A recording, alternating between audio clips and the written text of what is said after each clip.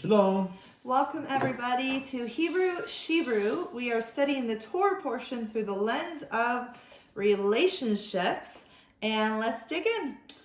We are starting a new book, Leviticus. It's called Vayikra in Hebrew, and that's actually the name of the first Torah portion, because these Torah portions are usually named after one of the first distinct words that is in the Torah portion. And Vayikra is that distinct word. It means "and he called" or and called. And we're going to be in Leviticus 1 through chapter 6, verse 7. It just kind of ends right there in the middle of the chapter.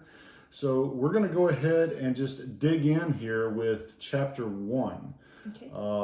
Let's go ahead and read verse 1 through 3. 1 through 3. Then the Lord called to Moses and spoke to him from the tent of meeting, saying, Speak to the sons of Israel, and say to them, When any man of you bring an offering to the Lord, ye shall bring your offering of animals from the herd or the flock. If his offering is a burnt offering from the herd, he shall offer it a male without defect. He shall offer it at the doorway of the tent of meeting, that he may be accepted before the Lord. All right, so right off the bat, we're going to get some specific instructions on how to offer this sacrifice. That procedure had to be followed, and the rest of this chapter continues to talk about this procedure and these instructions in order for, as it says there at the end of verse 3, for the offering to be accepted. Yeah, and just remember that when we're studying these Torah portions, we're looking through the lens of relationships. So what is accepted? What is a procedure or an acceptance that we need to go ahead and do? So when we're looking at relationships, are there procedures that we have when it comes to relationships? You don't just jump from meeting somebody to the next second you say, will you marry me? Most people don't do that. Most people, that when that happens, you're going to be like, wait a minute, that's a big red flag here. We need to go from point A to point B to point C versus jumping from A to Z right away. You want to get to know somebody. So there are certain procedures that you go ahead and follow and instructions to go ahead and follow when it comes to relationships. Definitely. Following instructions, following procedures is the path to order. Yeah. Whereas if we can't follow instructions, if we can't follow procedure, that's the path to chaos. Yes. And that's a huge theme throughout scriptures. We've talked about it in these Torah portions before, but our Elohim is an Elohim of order. In the beginning, he took the chaos and he turned it into order. And that's exactly what we want to do. We want to live lives of order. Yeah.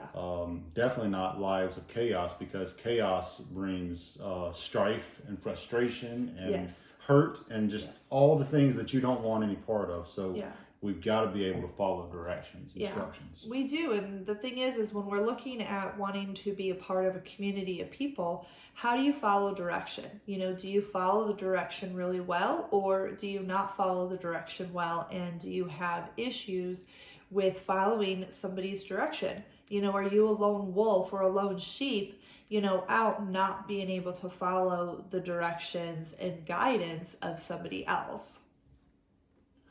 Sorry, I was having a little difficulty with the lens there, so I just had to take it out. Speaking about the lens of relationships, I was dealing with the lens of my eye. Yes, but sometimes that happens. It's life.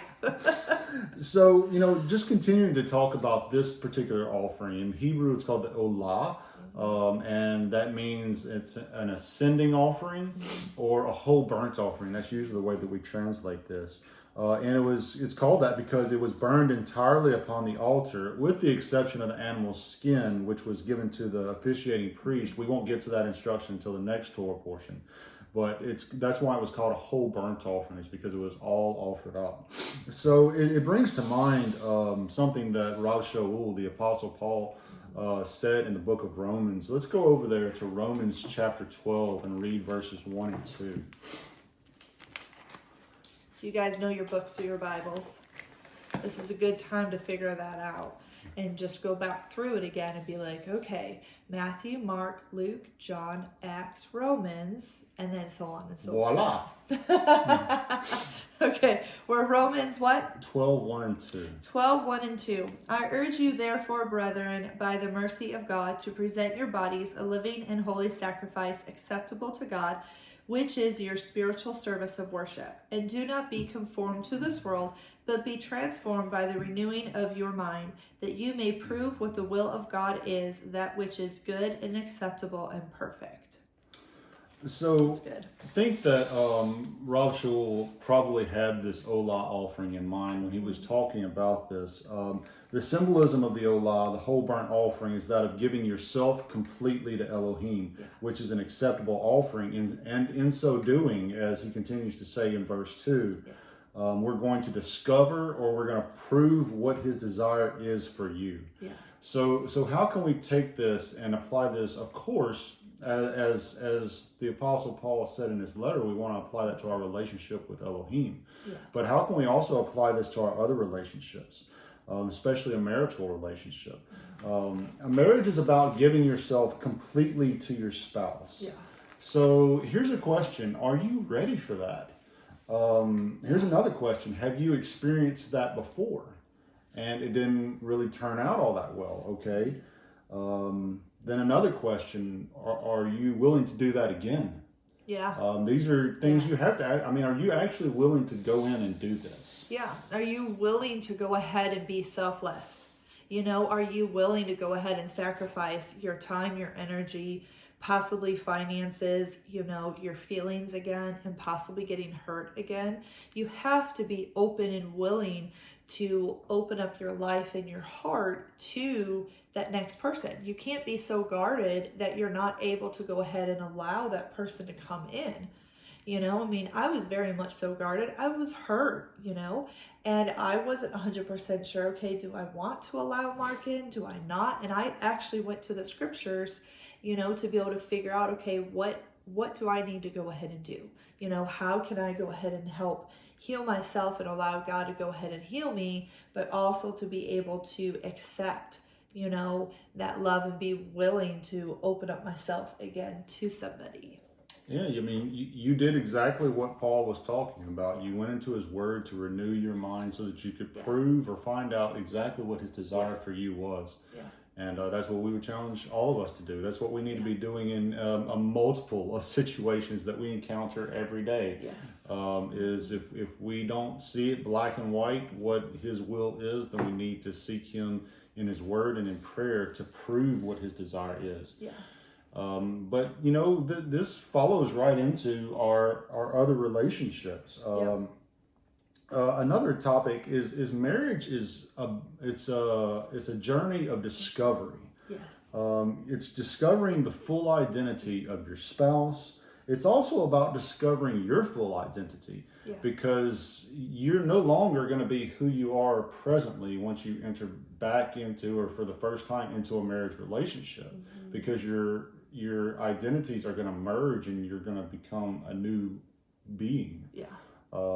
So it's about discovering who they are, discovering truly who you are, and discovering what is pleasing and acceptable to your spouse. That's the first and necessary step to actually do what is pleasing and acceptable for your spouse. If on the other hand, we continually do what is displeasing and unacceptable to our spouse in their sight, the relationship's going to be full of frustration, strife, bruised feelings. In short, our relationship is going to be chaotic, like we said before. If you can't follow the procedures, if you can't follow instructions, if you can't follow cues, unspoken hints, all the things that we've been talking about in these videos, your relationship will descend into chaos instead of being full of order. Yeah, and you don't want chaos. None of us like chaos. None of us like drama queens, or anything like that. We want to have order in our life, and Yeshua is a God of order and not a God of chaos.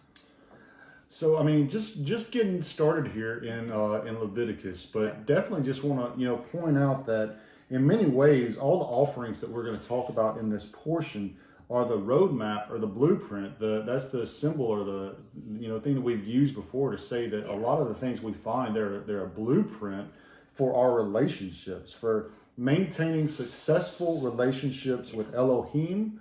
And the lessons we learn from these offerings is also going to help us to have successful relationships with our spouse, our kids, our family, our friends, our community, everybody. Yeah. Because there's very specific things that we can learn about how to have successful relationship with Elohim. And in a lot of ways, it translates very well onto the next level with our human relationships. Yep, that's true. That's true. Well, let's push on to chapter 2. Okay. Let's read verses 1 and 2 in chapter 2. Okay. Now, when everyone presents a grain offering as an offering to the Lord, his offering shall be a fine flour, and he shall pour oil on it and put frankincense on it. He shall then bring it to Aaron's sons, the priests, and shall take from it his hand full of its fine flour and of oil with all of its frankincense, and the priest shall offer it up in smoke as its memorial proportion on the altar, an offering by fire of a soothing aroma to the Lord. So chapter 2 is about the second kind of offering that is talked about here. It's called a grain offering. The Hebrew is minkah. And really, the minkah is actually a gift or a present.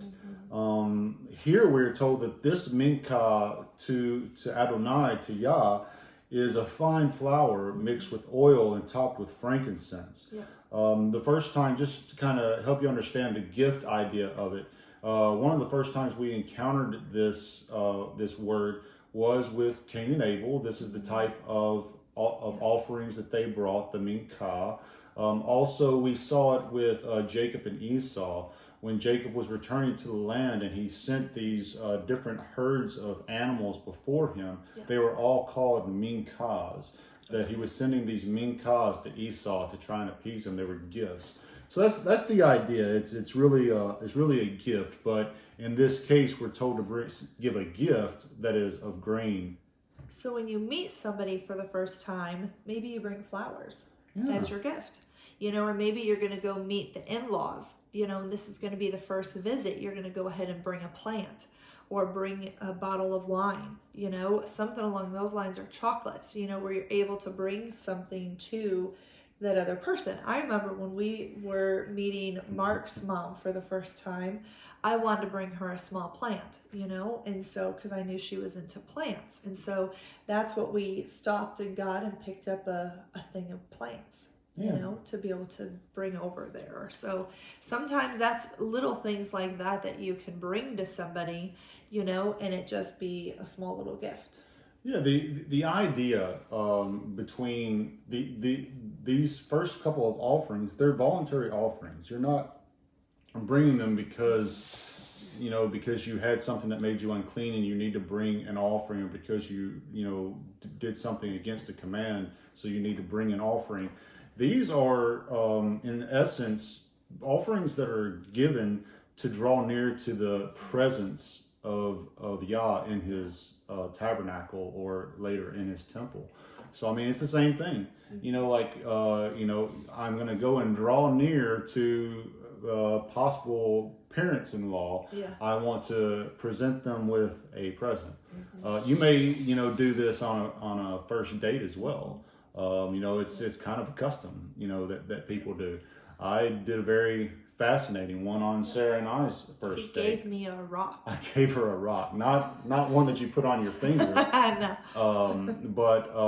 It was. I put a lot of thought into it, actually, and I was like, it was a rock that I had gotten from somewhere. I used to be a rock hound, and I collected rocks when I was traveling a lot, and this was one of my favorite rocks. And in my mind, I was like, well, a flower will wilt and fade, but a rock is something she can hold on to forever, and a rock is something that you can build upon. That's what was going on in my mind. It was a fascinating gift to her at that time, though. Yes. It's a very cool gift, It's something unique and different, but when you know the story behind it, and you know the reason why somebody is going to go ahead and give something, that's very nice. It's very cool to get a thoughtful gift when it's there's a thought behind it. All of us like gifts like that. And so just think about those things when you are meeting somebody for the first time, or going to meet, future in-laws or siblings or maybe kids, you're going to meet for the first time. You want to go ahead and bring something to them that they're able to go ahead and enjoy and cherish. Yeah. And just like this minka, it doesn't have to be an extravagant gift to draw near. Now, the ola and the minka are very similar. And the thing is that it's kind of like on a sliding scale of what you're able to bring when you want to draw near. For some people, they can bring the bull. Other people could afford a lamb. Other people could afford some birds. And some people really couldn't afford anything other than their actual daily bread. This portion of flour that would have been their bread, but instead they used that so that they could come and draw near.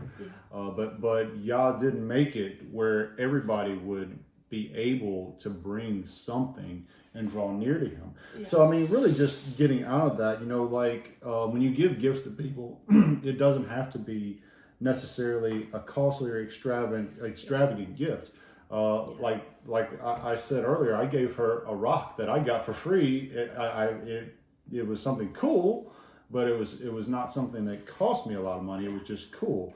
But you can give a present of your time, your words, your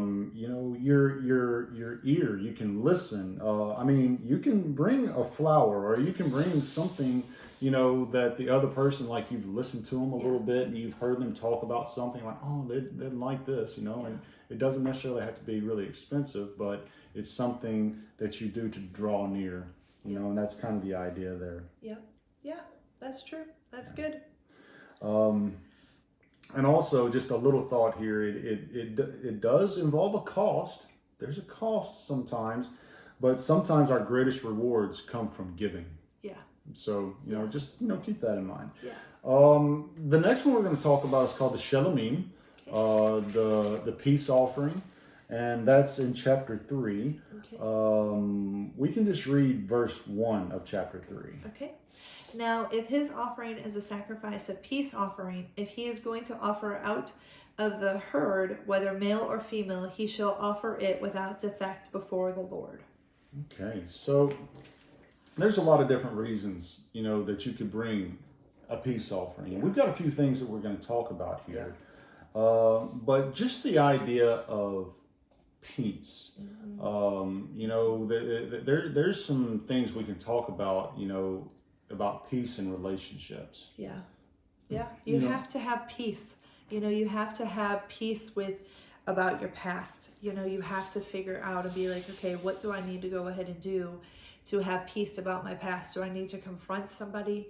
Do I need to have a conversation? Do I need to have a restraining order maybe, to be able to have peace in your life from somebody who is destructive, from your past? What is it that you need to go ahead and do to be able to have peace about your life, and then to be able to bring restoration possibly to that, if there is able to be restoration.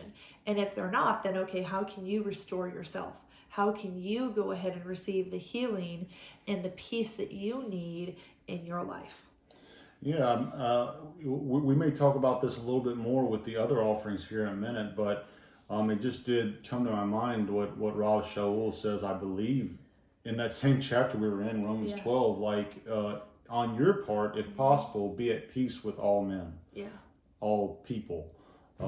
So, if there's something from your past that, you need to try.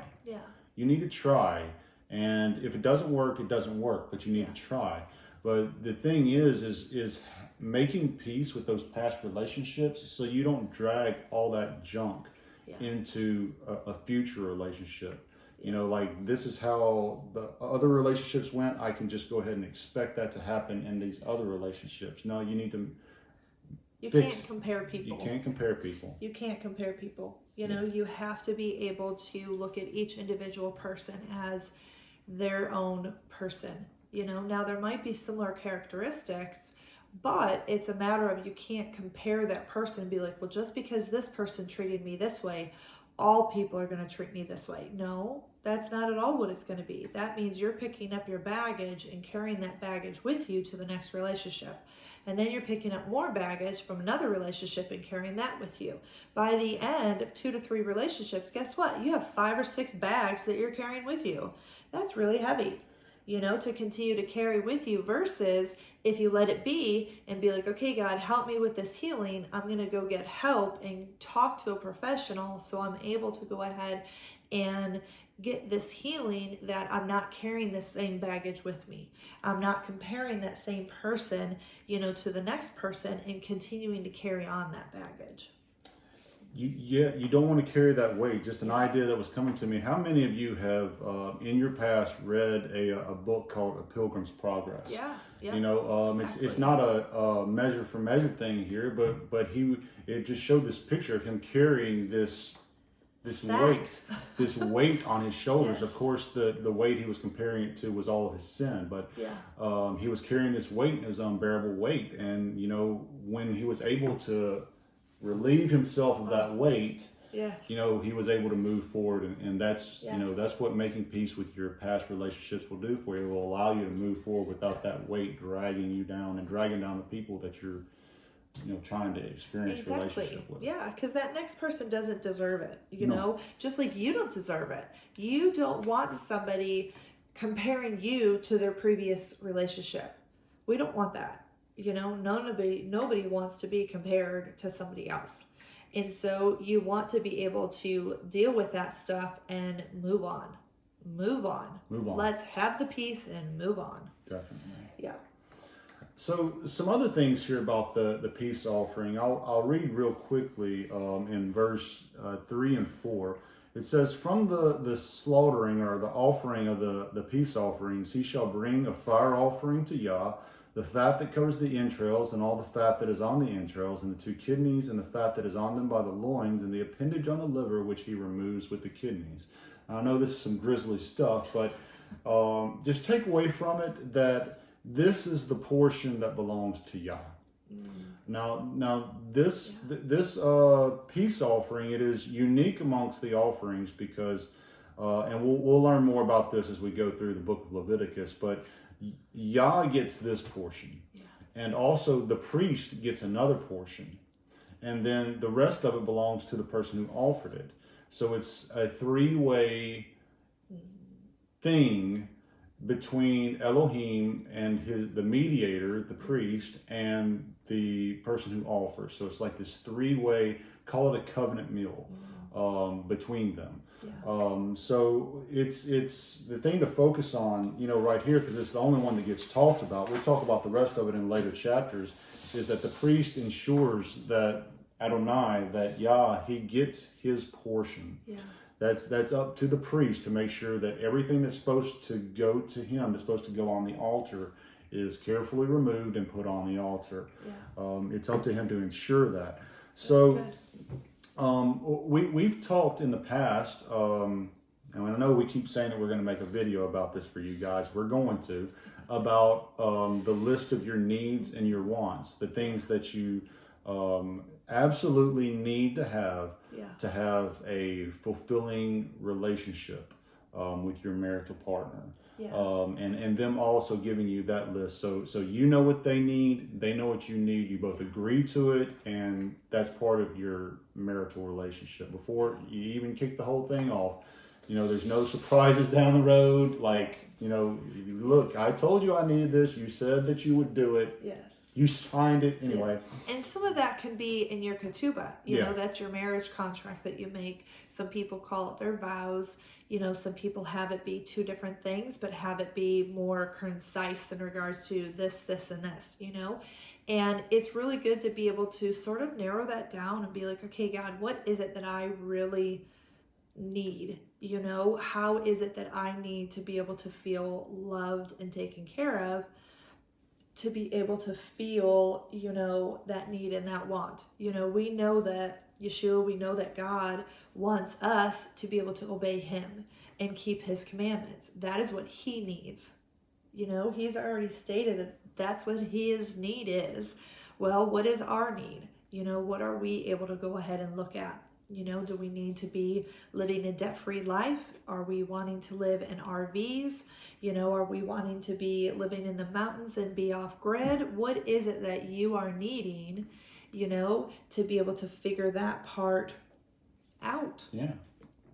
Yeah. So I mean, just to get to the next point of this that I'm going to bring out, it's just necessary to talk a little bit about those needs and those wants. Yeah. Just like it's up to that priest to make sure that Yah gets his portion, the things that he is requiring us to give to him out of that offering. Yeah. It's up to us to hold up our end of the bargain in our covenantal relationships with our spouses and with our other relationships, just the things that we have agreed that we're going to do for each other. We're to ensure that other person gets the things that they need. Yeah. So there's a couple things I'm going to bounce off into in this. I'm going to bounce off of the covenantal meal, and I'm also going to bounce off of the needs. A good thing, about this idea of a covenantal meal that we can take away and put into action with our human relationships is the idea of celebrating the covenant relationship that you have. Yeah. Like this covenant meal is kind of like Passover, where we're celebrating the covenant that we have. Yeah. But it's maybe a time throughout the year to be able to celebrate that covenantal relationship. That would be your anniversary. That would be your anniversary. That would be your anniversary. You can look at it as your wedding anniversary. If you're able to do it every month, do it every month. Yeah. Get out and celebrate. It can even be in your home. Make some good dinner or order food in, and put the kids to bed early maybe, but go ahead and celebrate that time of the two of you, of what you did to be able to form your covenant, and how you are going to continue to establish that covenant. Maybe it's once a month you're going to get together. Maybe it's quarterly, you go ahead and plan a trip, of some sort to little be getaway. able to, plan things that way that you're able to spend time just with that person that you've made that covenant relationship with. You've made those marriage vows. Yeah. So make sure that you continue to celebrate Yes. your covenant with your spouse.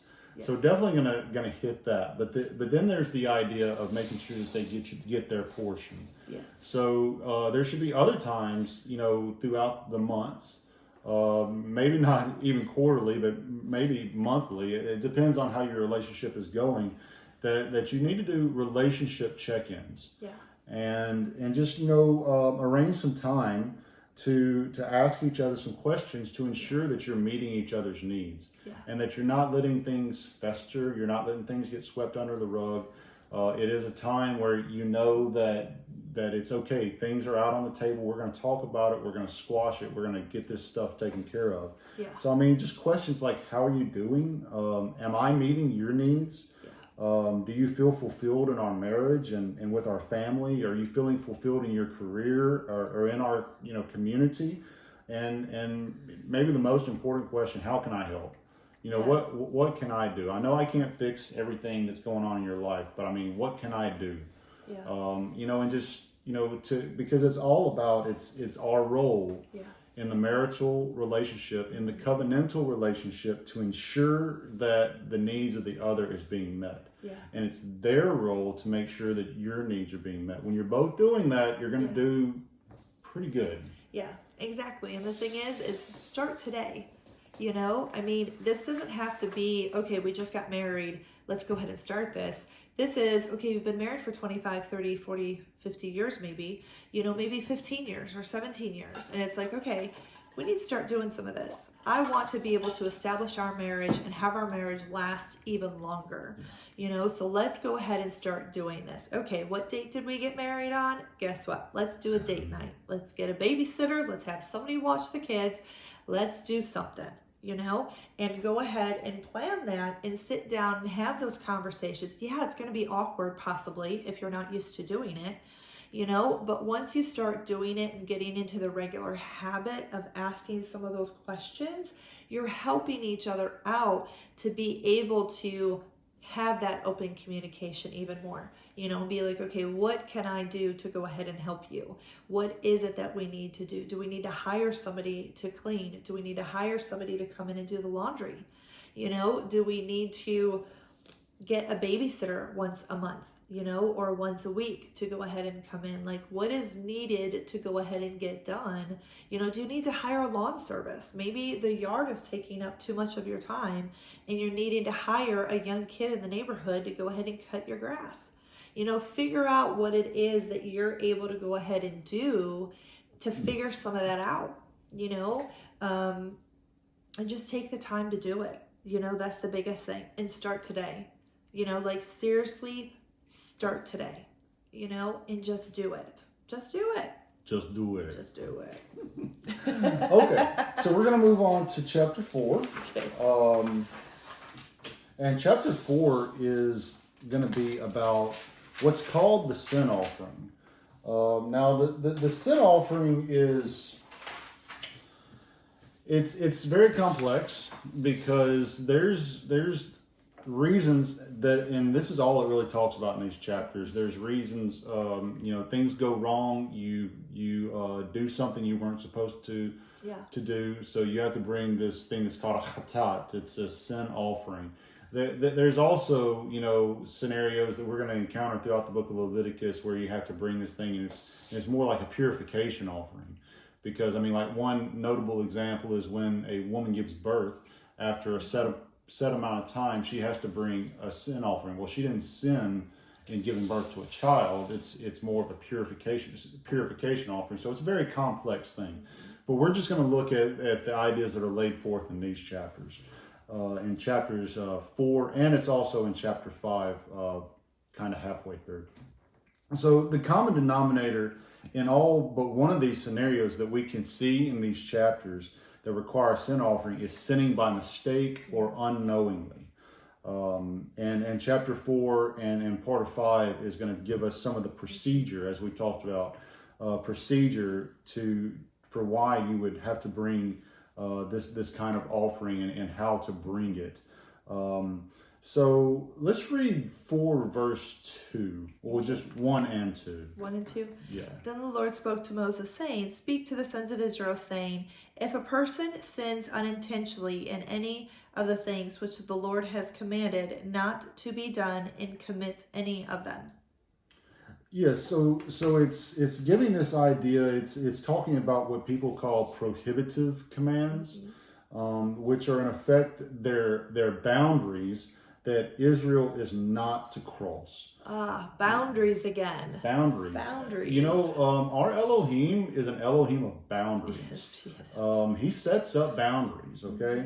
And we're supposed to be like him. I think, in one of his letters to Corinthians, chapter 5 and verse 1, Paul says, imitate me as I imitate Elohim. We know that we're supposed to be, we're made in his image, so we're supposed to be doing the things that he does. He sets up boundaries, so should we. Why would we choose to respect and honor the boundaries that Elohim has set up for Israel?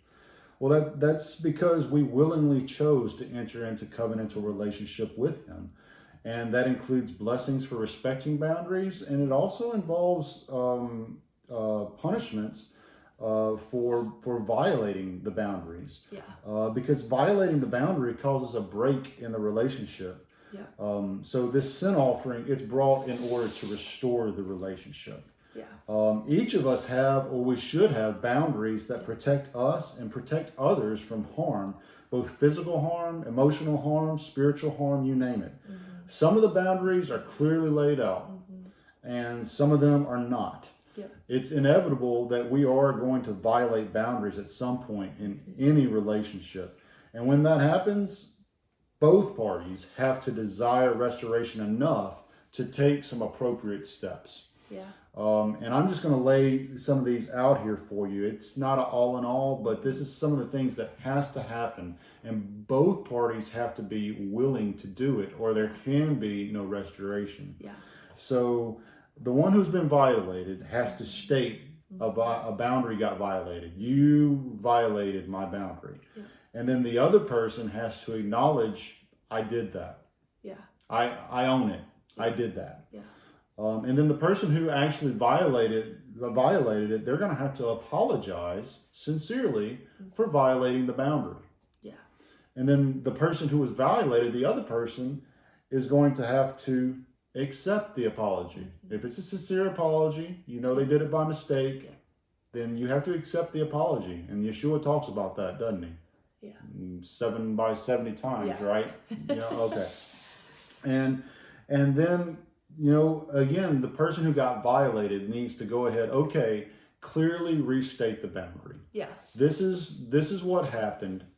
Let's not do this again. Yeah. And then it's up to the other person to take steps to increase their awareness of that boundary. Yeah.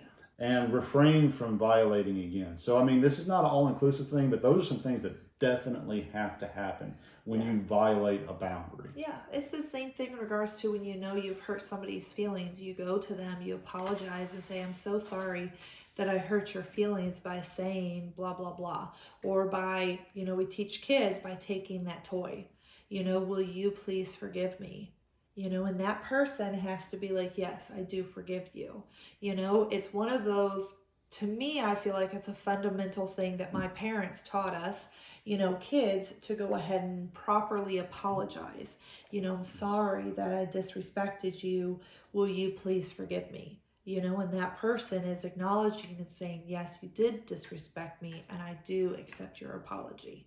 So again, it goes back to that boundary thing that you were talking about is, hey, this is the boundary that was broken, and this is what we're going to go ahead and do to go ahead and fix that. And hopefully that person is going to realize, okay, I crossed over this boundary. I'm so sorry I crossed over that boundary. Will you forgive me? And let's move on and let's restate that boundary again, Yeah. And it really comes down to, do you want that relationship enough to do what it takes to restore it? Yeah. I mean, desire, that's the crucial thing. We've talked about this in the past. The other person can do a lot of things for you, but they can't give you the desire. Yeah. You have to want it. Yeah. Think on that. Yep. The next one we're going to talk about is the last. We've talked about the Olah, the whole burnt offering. We've talked about the Mincha, the grain offering, and the Shelamim, the peace offerings, the Chatat, the sin offering. Now for the last one in these 5 basic offerings. It's called the Asham. It's the guilt or the trespass offering. And really this section kind of gets started in 5:14.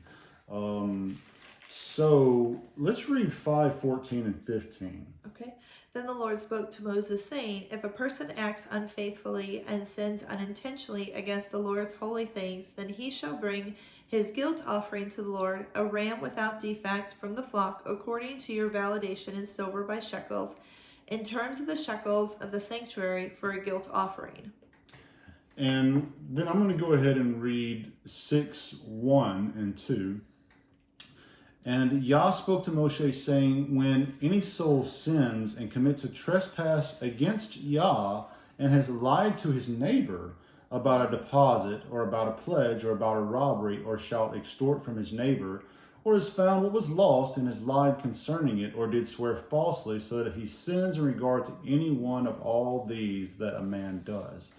So fascinating that this guilt offering, the thing that brings guilt, it's either by doing something, crossing a boundary again, against something that is holy or set apart to Yah, which would generally be against his offerings that are given to him, or against the tabernacle, or against his priest, something that's set apart for his purposes. But also, it says here in the beginning of chapter 6 that you trespass against Yah by doing these things to your neighbor. Yep. So doing these things to your neighbor is considered a trespass against Yah. Yeah. Now, there's a lot of things that are kind of similar between the guilt offering and the sin offering. But some of the differences is that you don't get a difference in the animal that you're able to bring. With the sin offering, there's a sliding scale, kind of like there is with the whole burnt offering all the way into the grain offering. Okay. With the sin offering, if the priest does it, he does this. If the whole community does it, they do this. If a ruler does it, if a person does it, and then inside the person, if the person can afford this, they can do that, and it just keeps on going down all the way to a grain offering, actually, for the sin offering. But a guilt offering, you have to bring this specific animal, which is a ram. So there's no sliding scale there. In addition to that, you have to restore the thing that you trespassed against and add 20% to the value of it. So the math can be complex, but just for simplicity, if it was worth $100, then you would bring $120. That's simple math. Okay. There's it's other like interest it's on a loan. you're paying a penalty for trespassing against property. Yeah. That's basically the gist of it. Yeah. But we're going to turn over into the book of Matthew and look at some things. This interesting idea about sinning against your neighbor is actually sin against Yah. And that's going to be in Matthew 25. We're going to read verses 37 through 40. And we're also going to read 44 and 45. Okay. So 37 through 40. But 25. 25, 37 through 40, yeah. 37 through 40. Okay. Then the righteous will answer him, saying, Lord, when did we see you hungry and feed you, or thirsty and give you drink? And when did we see you a stranger and invite you in, or naked and clothe you? And when did we see you sick or in prison and come to you? And the king will answer and say to them, Truly I say to you, to the extent that you did it to one of these brothers of mine, see, the least of them, you did it to me. You did it to me. Yeah. And then also verse 44 and 45. Then they themselves also will answer, saying, Lord, when did we see you hungry or thirsty, or a stranger or naked, or sick in prison, and did not take care of you? Then he will answer them, saying, Truly I say to you, to the extent that you did not do it to one of the least of these, you did not do it to me. And these things will go away into eternal punishment, but the righteous into eternal life. So essentially, whatever we do to our master's brothers or covenant partners, it's the same as doing it to him, good or evil. Yep. You know, so if you never considered that, then consider that. Yeah. Now we're going to look back and we're going to go to Matthew 5 because that's another, and it's a little bit shorter of a passage, 5, 23 and 24. 23 and 24. Mm-hmm. If therefore you are presenting your offering at the altar, and there remember that your brother has something against you, leave your offering there before the altar and go your way. First be reconciled to your brother, and then come and present your offering. So in this one, whether Yeshua was referencing an actual asham, a guilt offering to Yah, it's not clear. But we do have this idea of if you are there bringing an sacrifice or an offering and you realize that your brother has something against you, you need to go and be reconciled first to your brother before you attempt to come and bring your offering to Yah. So it's the same idea. You if you trespassed against your brother, you need to make it right with him first. And then, you still have to reconcile yourself to Yah, but you've got to get things in the right order. You got to use the right procedure. Yeah. So sometimes when we trespass a boundary, this is kind of what we're going to get into our relationships here. Yeah. Sometimes an apology is not enough to restore the broken relationship. Yeah. Sometimes we have to make reparations.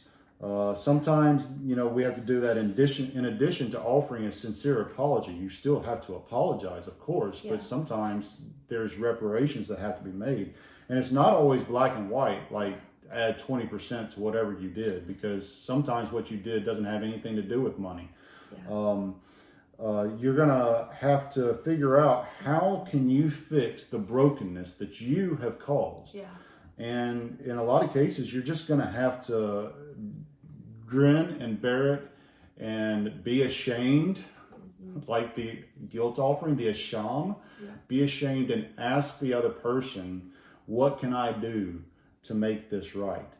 And the other person, they may not know how to make it right. They may need time and space to actually think about this. So you have to give them that time and space.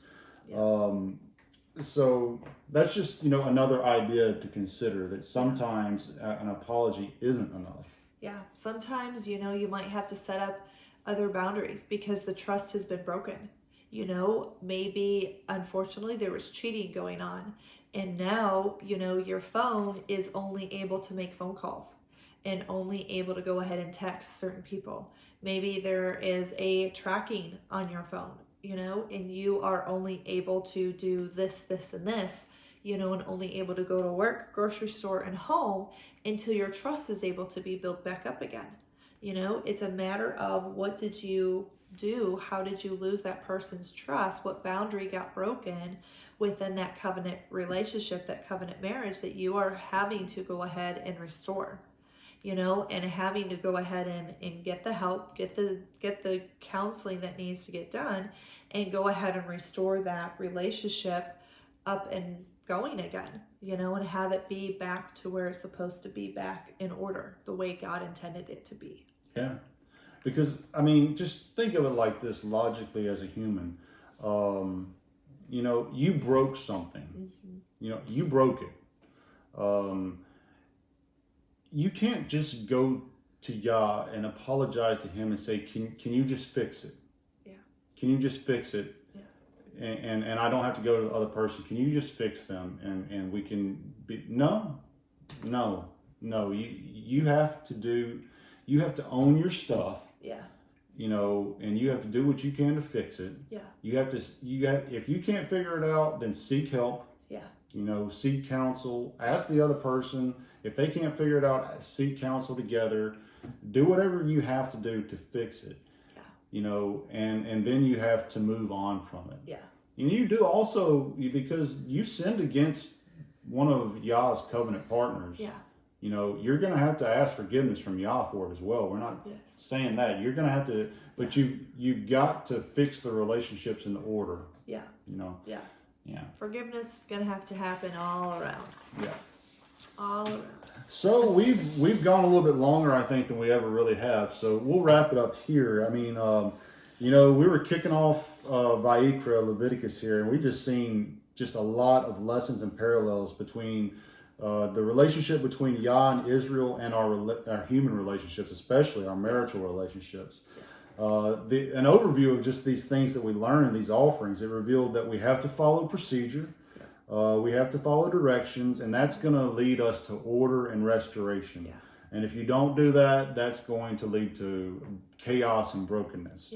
We saw the importance of offering yourself to your spouse, and that marriage is a journey of discovery, both of your spouse and yourself, that it's your role to make sure that they're having their needs met. Just like the offerings involve cost, sometimes, we offer gifts of time, words, other gifts to draw near and get closer to the people we share a relationship with. The peace offering showed us, it's a good thing to always remember to celebrate your relationships and make sure that you're having those relationship check-ins to make sure that needs are being met. Especially the thing that we talked about, making peace with your past and not carrying that baggage from other places. Just get that weight off your back and don't put that weight onto the other person. We learned and we talked some more about violating boundaries and doing restoration. We learned sometimes words isn't enough. Sometimes it's gonna take actions. Actions are going to have to accompany those words, that apology. And sometimes sometimes we don't know. So we're going to have to seek help to understand how to fix that brokenness that we caused. Yeah. We saw just the importance of acknowledging and owning our guilt. Yeah.